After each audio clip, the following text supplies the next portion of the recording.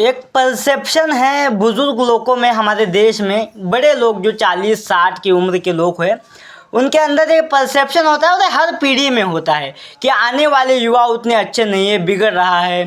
तमाम प्रकार की आलोचना आने वाले युवाओं की जाती है।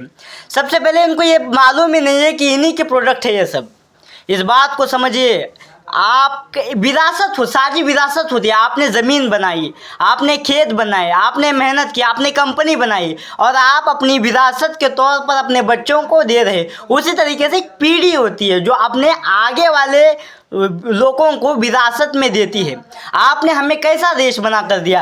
आपने हमें भ्रष्टाचार भरा देश बना कर दिया, आपने हमें करप्ट लोग दिया, आपने मॉरलिटी को धंधा बना कर रख दिया, आपने सच्चाई को पीछे छोड़ दिया और गलत को आगे बढ़ाया, आपने चोरों को, बलात्कारियों को, गुनहगारों को संसद पहुंचाया और आप हमको बिगड़ा हुआ कह रहे हैं।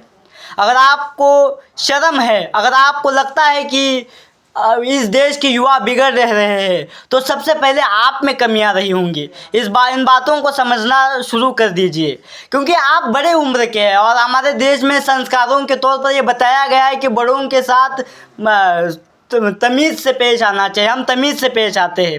हम वो जनरेशन है जो तमाम बुराइयों को समझ रहे और उसका विरोध कर रहे हैं। तो हमारी खिलाफत करने की, हमसे हमारे आलोचना करते समय अपने आप के बारे में भी ज़रूर सोचना है, क्योंकि अगर आप अपने आप के बारे में सोचेंगे, अगर आप समाज के बारे में सोचेंगे, अगर आप सरकार के बारे में सोचेंगे, तभी कुछ ना कुछ कंस्ट्रक्टिव चेंज आने की संभावनाएं होती है।